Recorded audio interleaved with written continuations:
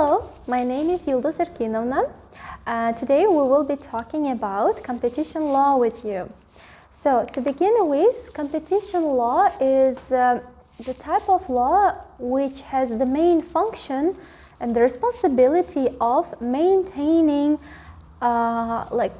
reasonable market competition and regulating the anti-competitive conduct by various entrepreneurs. So now when we say anti-competitive conduct or ACC, we imply various, measures taken by companies in order to gain more profit. For example, one of them is called cartel. Cartel. If you look at the next slide, you can see that cartel is when businessmen, the owners of various businesses, instead of competing with each other, they agree to have certain prices and certain, fixed costs for various things. And as a result, when there is no competition, usually prices tend to increase, and it is very, difficult situation for customers. First of all, they may not have good quality things to choose from, and second of all, the prices may really soar up, which can be quite unaffordable for customers. And the other type of ACC is when business, owners, they fix prices. They sell their products in a fixed prices by having an agreement with each other. This is also a bad thing. Just like in a cartel, they have certain agreement with each other, and instead of having again various variety on the market, all the prices are the same, and customers again don't have a choice to make. And very often probably you have heard of the word monopoly. This is also can be one aspects of such kind of ACC.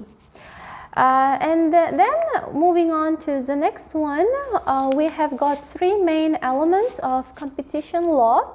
What are these elements? Prohibiting agreements and the practices that restrict free trading and competition between business. Now let's take a look at all of them in a more detailed way. Prohibiting agreements, it is when, the business partners, or let's say entrepreneurs, have certain agreement about prices with each other, and the business competition law might prohibit these agreements if it is bringing, about some negative consequences for the customers. And the free trading, it is when, as a result of entrepreneurs' agreements, free trading is sort of fading, decreasing. This is again the part when business competition representatives have their role in solving the situation, resolving the situation.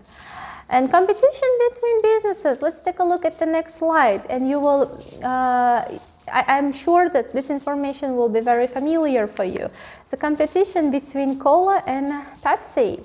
This is a direct type of competition where both of the manufacturers are actually producing almost the same thing, but both gain almost the same amount of profit, and they are constantly competing to overtake the other one. And such kind of business competition can be a good thing on one side because it promotes better quality, and the prices can vary from low to high, which customers can choose. However, there are some disadvantages too in such business competitions. One of them is it can be overtiring for employees. Take a look here. So overtiring for employees because it is too much pressure for them. They are demanded to work twice as hard in order to outperform the other one.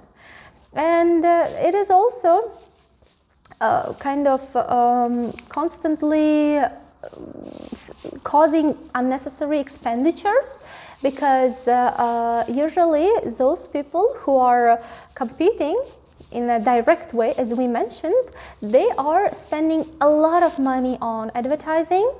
Like, I think you know that Coke and Pepsi, they both spare a great amount of money on advertising. And this can actually result in lots of unnecessary expenditures. However, there are good sides as well, because those expenditures usually pay off. They do get much more money as a result. So I hope that this information about competition was interesting for you. And now there is one task for you. Could you please think of the other manufacturers which compete with each other in this direct way? Maybe some brands of phones. Think about it. So I hope that this video was interesting for you. We will see you very, very soon. Bye-bye.